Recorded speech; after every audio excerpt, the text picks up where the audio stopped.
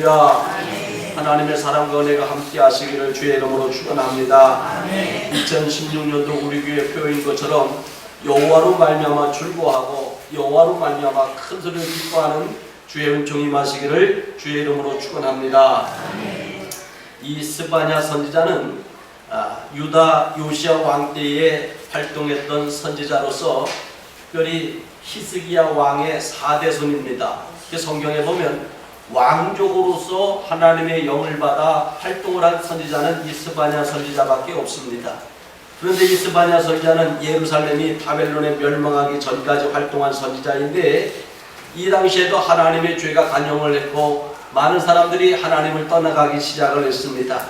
그런데 이 스바냐 선지자는 죄를 회개하고 하나님 앞에 돌아오면 하나님이 끝까지 지켜주시고 하나님이 끝까지 보호해 주시고 사랑을 베푸실 것을 선포한 그러한 선지자입니다. 그리고 특별히 이 믿음의 사람들을 괴롭한 이들을 반드시 하나님이 벌하시고 믿음 때문에 고통받는 사람들에게 칭찬과 명성을 얻게 할 것을 말씀을 하였습니다. 이 스바냐 선지자는 죄로 인하여 심판받아야 마땅한 그러한 백성들에게 희망의 태양이 솟는 새 시대를 내다본 그러한 예언자였던 것을 알 수가 있습니다. 오늘 사랑하는 성도 여러분, 힘들고 어려워도 희망의 태양이 솟아나고 있음을 믿으시고 더욱더 하나님을 의지하실 수 있으시기를 주의 이름으로 축원합니다. 여기를 본문 말씀에 보면 그런 말씀이 나와요. 오늘 3장 17절에 보면 너희 하나님 여호와가 너희 가운데에 계시니 하는 말씀이 나옵니다. 여러분, 하나님이 우리 가운데 계신다 이렇게 표현을 했어요. 여러분, 우리의 심령 가운데 우리의 마음 가운데 계신다. 물론 이런 의미도 되겠지만 바로 이 의미는 우리의 삶의 현장 속에 계신다고 하는 그러한 의미가 되어집니다. 그래서 우리가 믿는 하나님은 성전 안에서만 머물러 계시는 하나님이 아니고 이 성도들의 마음 속에만 계시는 하나님도 아니고 인간관계 속에 계시고 또 사건과 사건 속에 계시고 우리가 살아가는 삶의 현장 속에서 생활 현장 속에서 늘 함께 하신다고 하는 것을 이 스바냐 선지자는 선포하고 있습니다. 여러분 가정에도 계시고 그래서 여러분 하나님을 무수부재하신 하나님이다 이렇게 표현을 합니다. 무수부재라고 하는 것은 어느 곳에나 계신 하나님, 저 하늘 끝에도 계시고 땅속 아무리 깊은 데 들어가도 그곳에도 계시고 물속에도 계시고 내가 가는 곳마다 어느 곳인지 늘 함께 하시는 그 하나님, 안 계신 데 없으신 그 하나님을 무수부재하신 하나님이시다. 우리는 그렇게 이야기를 합니다. 그래서 우리 하나님 여호와가 바로 사람과 사람 사이에 계시고 삶의 현장 가운데 계셔서 늘 나와 함께 하신다고 하는 그 믿음을 가지실 수 있으시기를 바랍니다. 그래서 스바냐 선지자는 너희 하나님 여호와가 너희 가운데 계신다. 내 삶의 중심에 계신다는 거예요. 내 생활의 중심에 계신다는 거예요. 그래서 그 하나님 앞에 부끄럽지 않은 인생을 살아가야 될 줄 믿습니다. 신약에서도 고린도전서 6장 19절에 보면 너희 몸은 너희가 하나님께로부터 받은 바 너희 가운데 계신 성령의 절인 줄을 알지 못하느냐. 너희는 너희 자신의 것이니라. 자, 여러분 하나님의 성령이 내 안에 계신데요. 하나님의 성령이 내 안에 계시기 때문에 우리는 더욱더 겸손하게 그렇게 살아가야 될 줄 믿습니다. 제가 전에 섬기던 교회에 거기 장로님이 계세요. 근데 그분도 처음에 전도받고 저희 교회를 오셔서 장로까지 되셨는데 그분이 그런 이야기를 해요. 한 10년쯤 교회를 나오고 나가지고 꿈을 꾸었대요. 꿈을 꾸었더니 하나님이 그러시더래. 야, 내가 너 때문에 숨 막혀 죽겠다 그러시더래요. 그래서 하나님 왜 나 때문에 숨 막혀 죽으시려고 그랬어요? 그랬더니 하나님께서 뭐라고 하냐면 내가 네 안에 있는데 네가 하도 담배를 펴서 내가 숨 막혀 죽겠다. 꿈에. 그래서 이분이 깜짝 놀래가지고 그때 담배를 끊고 그리고서 그때부터 얼마나 열심히 하는지 장로까지 되어졌습니다. 여러분 하나님이 내 안에 계시다는 거예요. 그래서 여기 고린도전서 6장 19절 너희 몸은 너희가 하나님께로부터 받은 바 너희 가운데 계신 성령의 전인 줄을 알지 못하느냐. 내 안에 성령님이 계시다는 거예요. 근데 여기 스바냐 선지자는 성령님이 오시기 전이니까 우리의 삶 속에 계신다는 거예요. 우리 인생 가운데 계신다는 거예요. 우리 가정 가운데 계신다는 거예요. 특별히 바울은 사도행전 17장 27절로 28절에 보니까 이는 사람으로 혹 하나님을 더듬어 찾아 발견하게 하려 하시리로되 그는 우리 각 사람에게서 멀리 계시지 아니하도다. 자, 우리 각 사람에게서 멀리 계시지 아니하도다. 하나님 우리 각 사람에서 멀리 계시지 아니하시다 이렇게 이야기했는데, 바클레이라고 하는 신학자가 이 구절을 어떻게 해석했냐면, 하나님은 우리 가운데서 멀리 계시지 아니하시다 이 얘기를 그림자 하나님이다 이렇게 표현을 했습니다. 그러니까 여러분, 그림자가 나를 떠날 수가 있습니까 없습니까? 내가 누워서 잠을 자도요 그림자는 떠날 수가 없어요. 항상 나와 함께 한다는 거예요. 그래서 여러분, 이렇게 항상 하나님은 나와 함께하는 하나님, 이것을 믿으시길 바랍니다. 그러면서 우리 각 사람에게서 멀리 계시지 아니하도다, 바로 그림자 하나님을 이야기하죠. 17장 28절에 보니까 우리가 그를 힘입어 살며 기동하며 존재하느니라. 기동하며 존재하느니라. 그래서 기동한다는 얘기는 앉고 일어서고 움직이게 하다, 이런 의미가 되어져요. 그러니까 하나님께서 늘 나와 함께 계셔서 그림자처럼 나와 함께 하시고, 내 안에 계셔서 나를 앉게도 하시고 일어서게도 하시고 걷게도 하시면서 우리를 존재할 수 있게, 내가 살아갈 수 있게 하시는 분이 우리 하나님이라는 거예요. 여러분, 그 하나님을 더욱더 찬양할 수 있으시기를 주의 이름으로 축원합니다. 예수님께서도 이 땅에 오신 목적을 분명히 이야기하셨어요. 예수님이 이 땅에 오신 목적을 분명히 이야기하셨는데, 우리 성경을 한번 좀 찾아봅니다. 이 본문은 잘 적어두시고 요한복음 17장을 한번 펴보시기를 바랍니다.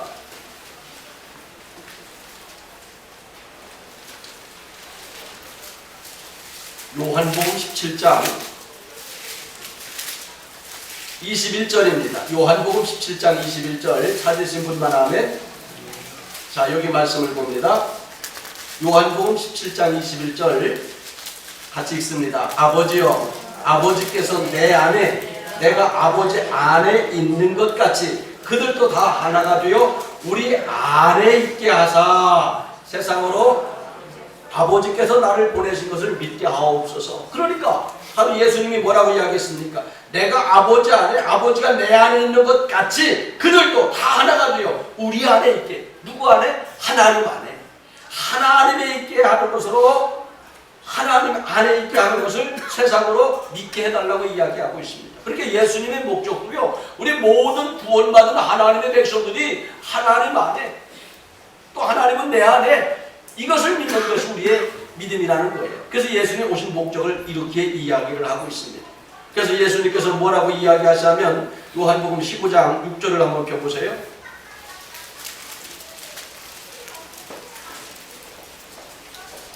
15장 6절입니다. 15장 5절을 한번 보세요. 5절. 나는 포도나무요 너희는 가지라. 그가 내 안에, 내가 그 안에 거하면 사람이 열매를 많이 맺나니 나를 떠나서는 너희가 아무것도 할 수 없습니다. 내가 예수님 안에 있고 또 예수님은 내 안에 계신다는 거예요.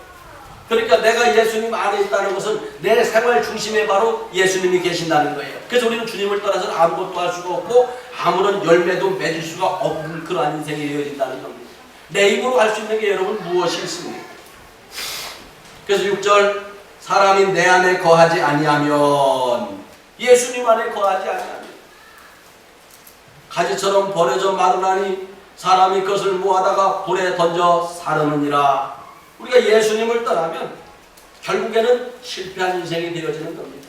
가장 성공한 인생은 여러분 돈 많이 벌고 명예가 높아지고, 여러분 이것이 가장 성공한 인생이 아니라 예수 안에서 살아간 인생이 가장 성공한 인생인 걸 믿으시기를 바랍니다. 여러분 누가복음 17장에 보면 부자와 나사로가 나옵니다. 부자는 날마다 호화로이 잔치했습니다.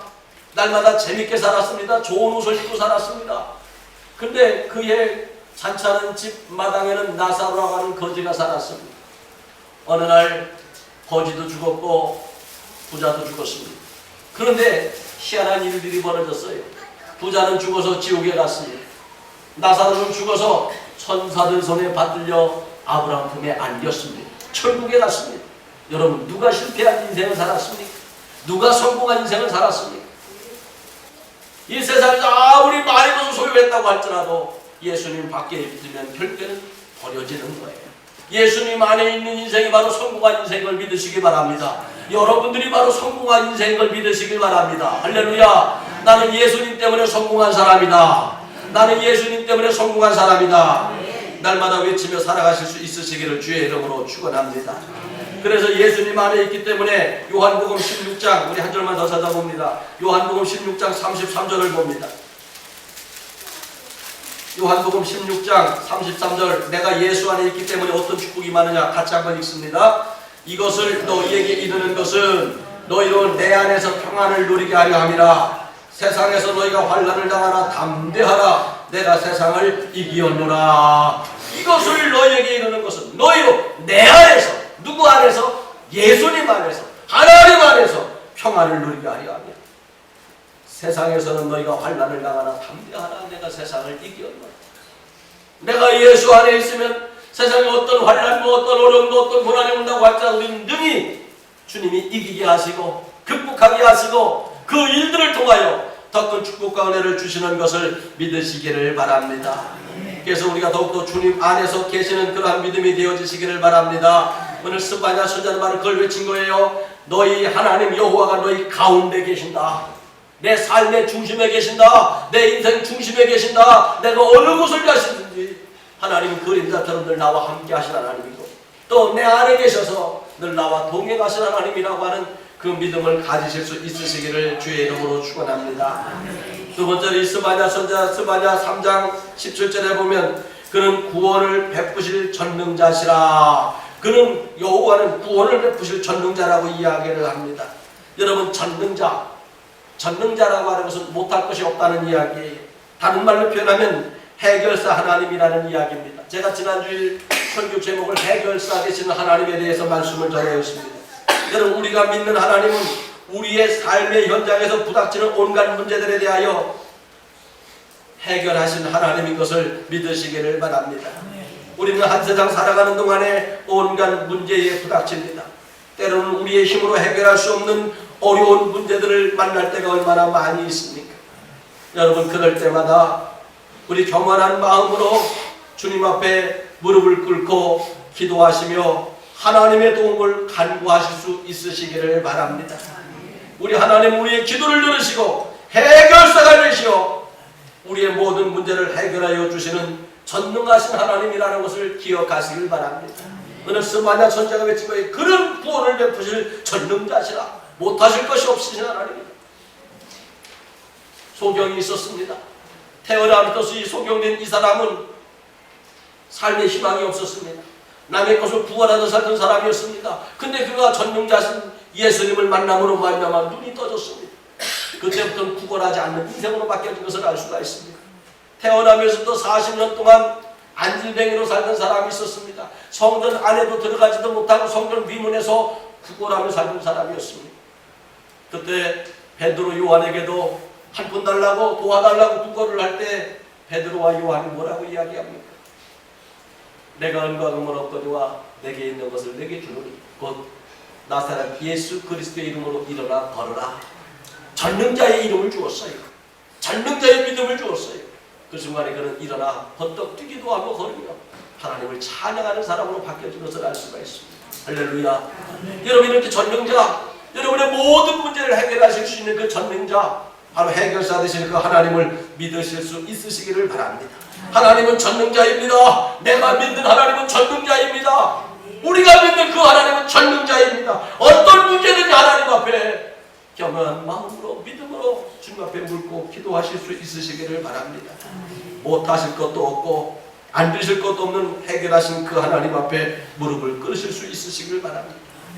바꿔 이야기하면 내 힘으로 할 수 있는 것이 무엇이 있습니까? 내 힘으로 할 수 있는 것이 무엇이 있습니까? 저는 25살 때에 전신마비까지 되어지는 질병으로 너무 고통스러워서 자살하려고 유언장까지 썼던 사람입니다. 여러 군데 병원을 다 다녀봤지만 희망도 없었습니다. 어떻게 고쳐야 좋을지 병명도 없었던 사람입니다.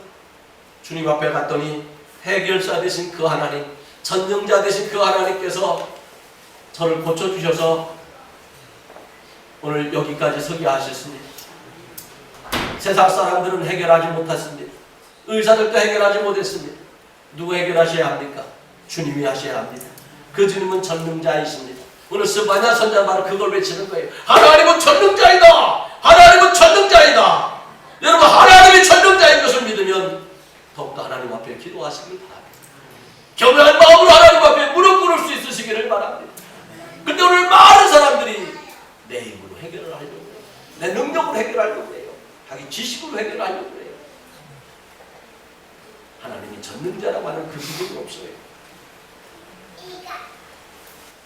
절대적인 믿음은 하나님은 전능자이다. 바로 이 믿음 가운데 주님 앞에 달려나가는 그러한 신앙이 되어지시기를 주의 이름으로 축원합니다. 아멘. 17절, 오늘 스바냐 3장 17절 하반절에 보면 그가 너로 말미암아 기쁨을 이기지 못하시며 너를 잠잠히 사랑하시며 너로 말미암아 즐거이 부르며 기뻐하시리라. 할렐루야. 그가 나로 말미암아 기쁨을 이기지 못한다. 나로 말미암아 사랑하시며 나로 말미암아 즐거이 부르며 기뻐하시리라. 누가? 하나님이 이러신다는 거야. 하나님이 이러신다는 거야. 나는요, 이 성경을 보면 내 이름을 넣어서 이렇게 성경을 읽으면 참 은혜가 되어지더라고요. 여기 이 17절 말씀을 한번 이렇게 바꿔보세요. 너희 하나님 여호와가 너희 가운데 계시니. 자, 이거를 너라고 하는 말을 자기 이름을 한번 넣어보시기 바랍니다. 자, 제가 한번 읽어볼게요. 박영수의 하나님 여호와가 박영수의 가운데 계시니 그는 구원을 베푸실 전능자시라. 그가 박영수로 말미암아 기쁨을 이기지 못하시며 박영수를 잠잠히 사랑하시며 박영수로 말미암아 즐거이 부르며 기뻐하시리라. 할렐루야. 자, 이것처럼 여러분의 이름을 넣어서 한번 읽어보시기 바랍니다. 시작.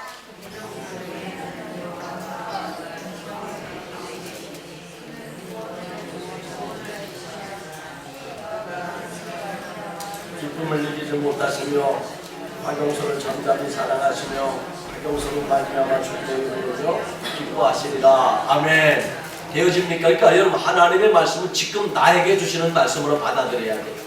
이걸 다시 한번 읽어보세요. 크게 한번 읽어봅니다. 다시 한번 큰 소리로. 자, 박영수의 하나님. 자, 시작.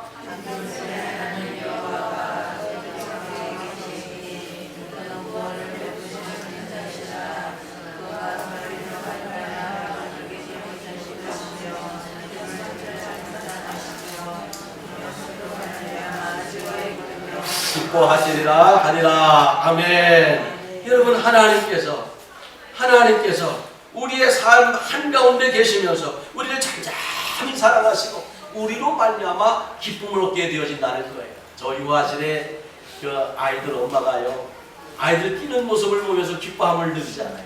아이들 막 빵빵빵 돌면서 재롱거리는 모습을 보면서 아이들이 성장하는 모습을 보면서 즐거워하잖아요. 하나님도 그러신다는 거예요.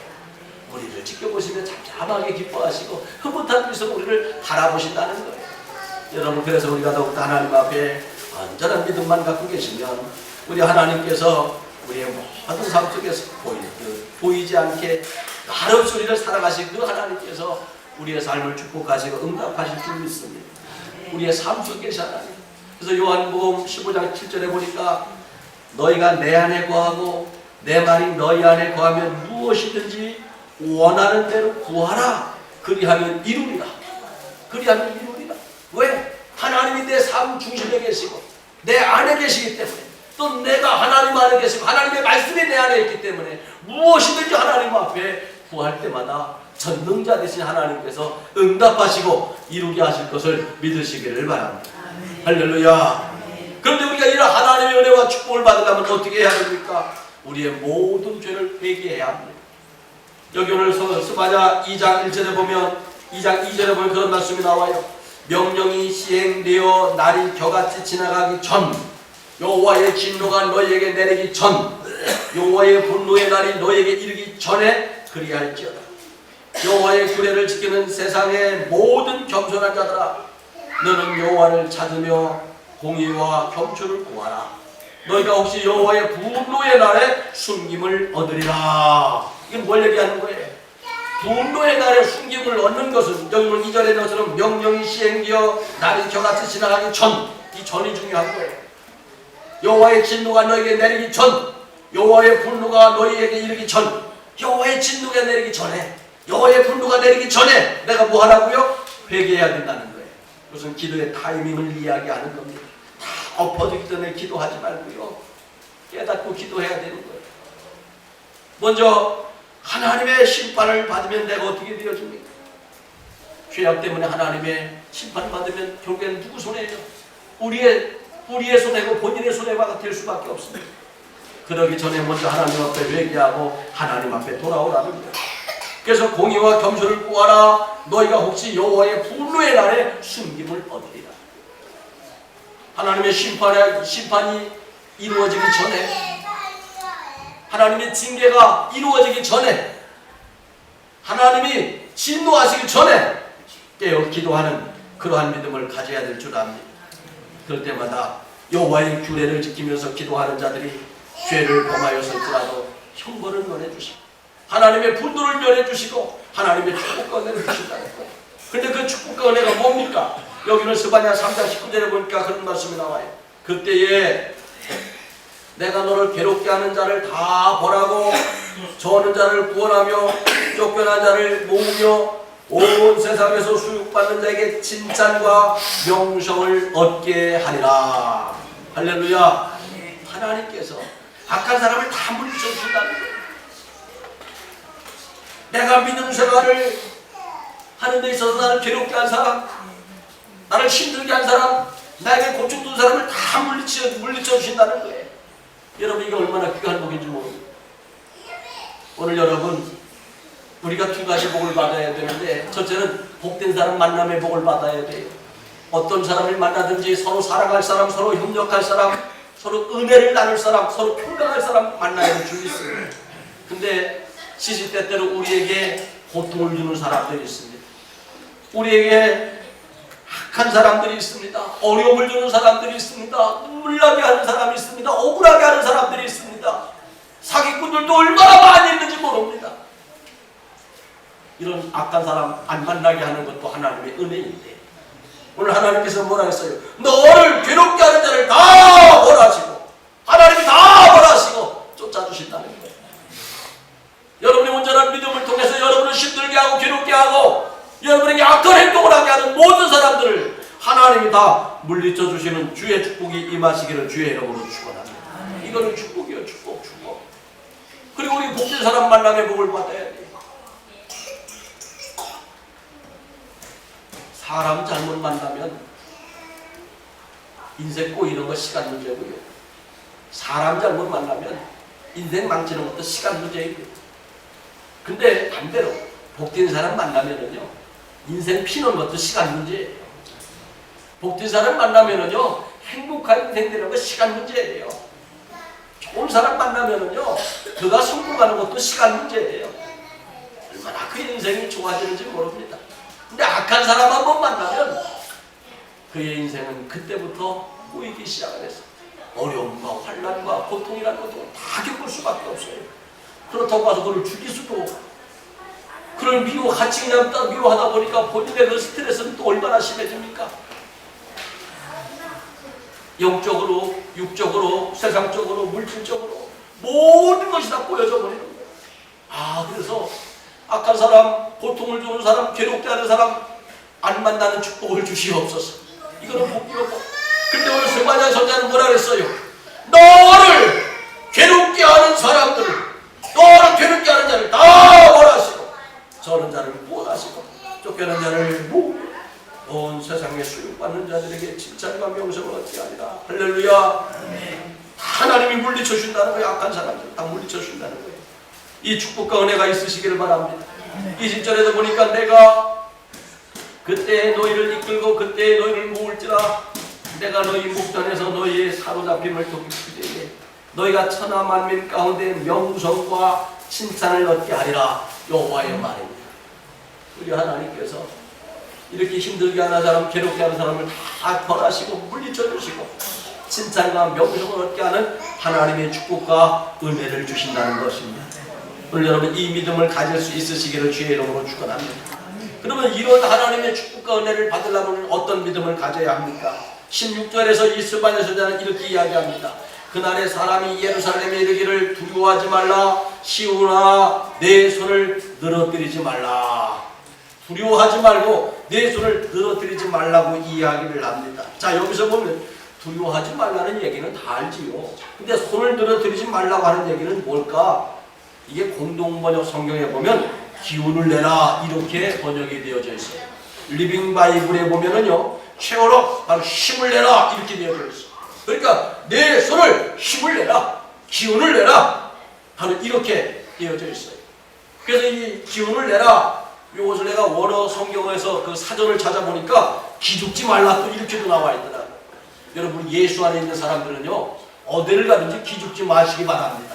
왜? 내가 예수 안에 있고 예수님이 내 안에 계시기 때문에 우리는 예수님 때문에 뭐한 사람이라고요? 성공한 사람이라고 그랬잖아요. 성공한 사람이 왜 기죽어 살아야 합니까? 성공한 사람이 왜 기죽어 살아야 합니까? 여러분 두 주먹을 불끈 쥐고 힘을 내시기를 바랍니다. 기죽지 마시기 바랍니다. 모세가 죽고 모세가 후계자를 세웠어요. 죽기 직전에 후계자를 여호수아라고 하는 자기 시종을 후계자로 세웠습니다. 그런데 여호수아는 두려웠습니다. 자기가 모든 200만이나 되는 이스라엘 백성들을 이끌고 나가기 얼마나 두려웠고 겁났는지 모릅니다. 그럴 때에 하나님께서 여호수아 1장 6절에서 뭐라고 이야기하십니까? 강하고 담대하라. 강하고 담대하라. 너는 내가 그들의 조상에게 맹세하여 그들에게 주리라 한 땅을 이 백성에게 차지하게 하리라. 여기서 보니까 강하고 담대하라 이렇게 나와 있어요. 근데 강하고 담대하라 이 뜻은 강하게 하라. 이 강하게 하라 하는 말이 히브리 말로 하자크라고 하는 말이에요. 근데 하자크라고 하는 말은 손에 힘을 주다, 두 주먹을 불끈 쥐다 이런 의미가 되어지는 거예요. 그러니까 우리가 어디 가서 좀 두렵고 떨리고 그러면 온몸에 힘이 다 빠지잖아요. 그때 두 주먹을 불끈 쥐면 온 힘에 힘이 나지 않습니까? 그러니까 강하고 담대하라. 그래서 강하게 하라고 하는 얘기는 두 주먹을 불끈 쥐고 힘을 내라. 기죽지 마라. 내가 너를 도와줄 것이다. 이렇게 여호수아에게 말씀하신 것을 알 수가 있습니다. 그러니까 여러분 바로 이 손을 늘어뜨리지 말라고 하는 얘기는요, 두 주먹을 불끈 쥐고 힘을 내라는 거예요. 기운을 내라는 거예요. 어떤 절망의 상태가 온다고 할지라도, 고통스러운 때가 온다고 할지라도 하나님 의지하며 두 주먹을 불끈 쥐고 힘을 내는 그러한 인생들이 되어질 수 있으시기를 바랍니다. 내가 틀렸다, 힘들다, 못한다. 여러분 이렇게 하면은요 항상 힘들어지는 거예요. 할 수 있다 해보자. 할 수 있다 해보자. 늘 기운을 갖고 살아가면 내가 오늘 실패한다고 할지라도 주님께서 내일은 반드시 성공하게 하시는 주의 축복이 임하게 될 줄 믿습니다. 여러분 우리 그냥 하나님께서 그냥 내버려 두지 않으세요. 그런 말 있잖아요. 실패는 성공의 어머니다. 홈런을 잘 치는 타자들, 야구 경기에서 홈런을 잘 치는 타자들도요 삼진당할 때가 얼마나 많이 있는지 모릅니다. 이거 두려우면 아무것도 못해요. 그럼에도 불구하고 하다 보니까 홈런 왕까지 되어지는 겁니다. 여러분 이것처럼 우리가 하나님을 섬기기로 작정하고 또 하나님을 믿는다면 어떤 상황 속에서도 두 주먹을 불끈 쥐고 강하고 담대하게 주님을 의지하며 당당하게 살아가실 수 있으시기를 주의 이름으로 축원합니다. 할렐루야. 아방 때에 모든 사람들이 바알신을 섬기기 시작을 했습니다. 이 아방은 이세벨이라고 하는 부인을 얻었는데 이세벨은 옛 바알의 딸이에요. 오늘날 얘기하면 무당집 딸입니다. 무당의 딸이에요. 근데 그 이세벨이 얼마나 악독하게 하는지 하나님의 선지자들을 전부 다 잡아다 감옥에 넣기도 하고 죽이기도 했습니다. 그러니까 하나님의 선지자들이 활동을 못하는 거예요. 어디 가서 예수님의 이름을 전하지도 못하던 그러한 시대가 되어졌습니다. 그럴 때에 엘리야가 아하방을 찾아가 당당하게 이야기합니다. 내가 하나님 앞에 기도했는데 당신이 회개하고 돌아오기 전까지 이 땅에 비가 오지 않게 해달라고 기도했어. 그러니까 당신이 회개하고 돌아오시오. 이렇게 이야기를 합니다. 그랬더니 아합이 훅방귀 끼는 거예요. 왜? 그까짓 게 기도했다고 해서 이 땅에 비가 안 오기가 만무하거든요. 그러고 나가지고 이 엘리야는 왕 앞에 가서 그런 얘기를 했기 때문에 두렵고 떨리니까 그냥 도망을 가버렸어요. 그래서 그리시네가라고 하는 곳에 도망을 가가지고 거기 있었더니 하나님께서 까마귀를 통하여 떡과 고기를 날려두어서 그걸 먹고 살게 되어졌어요. 그러니까 쉽게 까마귀 밥을 먹고 살게 살았다는 거예요. 기도한 것 때문에. 근데요 희한하게 엘리야가 그렇게 이야기하면서부터 1년이 지나면서부터 비가 오질 않는 거예요. 비가 오지 않으니까 아합이요 전국에 수배령을 내립니다. 엘리야라고 하는 사람을 먹여든 신고해라. 그래서 그에게 많은 보상을 주겠다고 수배령을 내리는 거예요.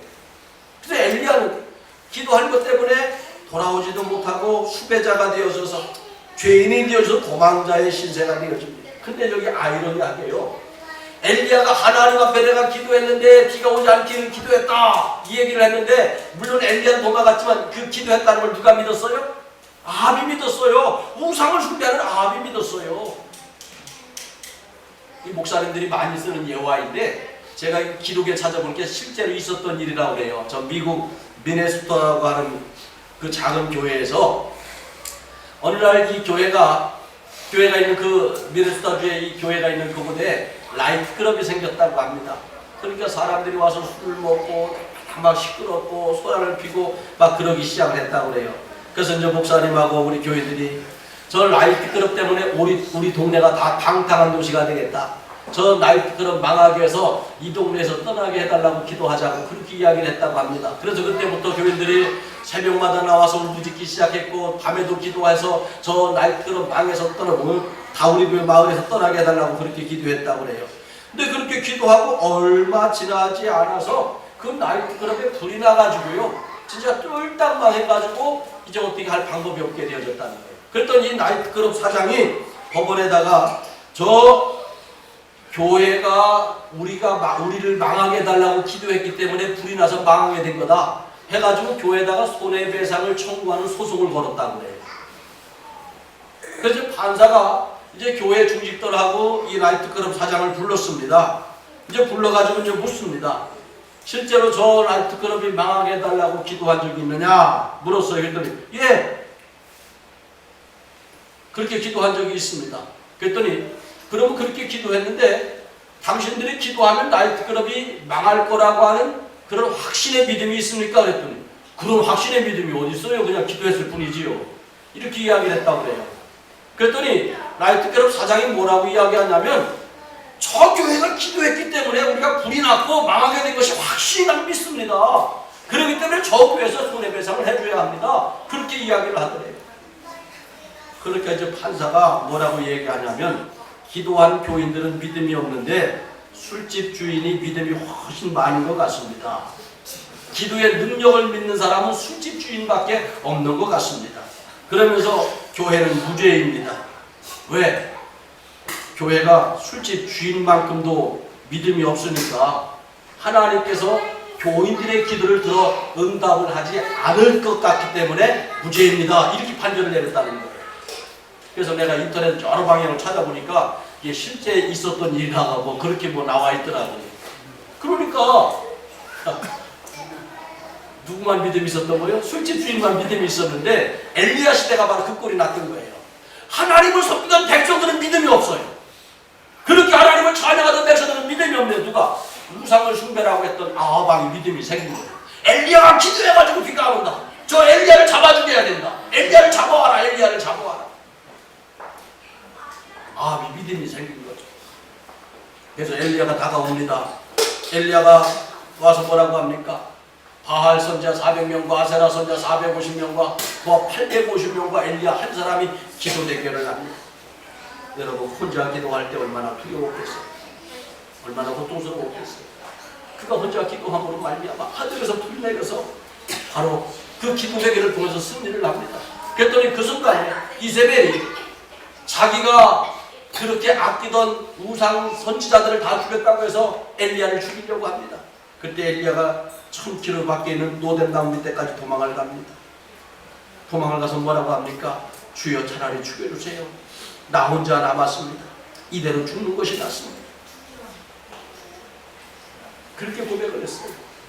그럴 때 천사가 그에게 떡과 물을 갖다 주면서 뭐라고 했습니까? 엘리야야, 힘을 내라. 너는 혼자가 아니다. 바알에게 무릎을 꿇지 않고 너를 위해서 기도하는 사람이 7000명이나 있다. 할렐루야. 여러분, 이렇게 이야기했어요. 바로 두 주먹을 쥐고 힘을 내라는 거예요. 버떡 일어나는 거예요. 엘리야는 지금 어디 있는지도 몰라. 근데 너희 뒤에 기도하는 사람 7000명이 있다. 바로 그렇게 이야기를 했어요. 오늘 사랑하는 성도 여러분, 여러분이 믿음 안에서 당당하게 힘을 내서 하나님을 섬기면 여러분 알지 못하는 교국에서 하나님의 역사 가운데 언제나 나를 도울 자들을 대기시켜 놓고 계신다는 것을 믿으시기를 바랍니다. 힘을 내시길 바랍니다. 누굴 통하여 하나님께서 역사하실지 몰라요. 기죽지 마세요. 나는 예수님 때문에 성공한 사람이다. 늘 외치면서 기죽지 마시라는 이야기예요. 우리가 살고 있는 이 시대야말로 맥 빠지고 힘을 잃기 쉬운 그러한 때이지 않습니까? 오늘 하나님은 스바냐 선지자를 통해서 내 손을 늘어뜨리지 말라, 두 주먹을 굳게 쥐고 일어나 힘을 내라 말씀하고 계십니다. 일어나 걸어라. 내가 너와 함께하고 있다. 내가 너를 지켜보고 있다. 하나님 말씀하고 계십니다. 오늘도 그 하나님을 의지하며 내 삶 중심에 계신 그 하나님 안에서 할렐루야 찬양하며 살아가실 수 있는 믿음이 되어지시기를 주의 이름으로 축원합니다. 기도하겠습니다.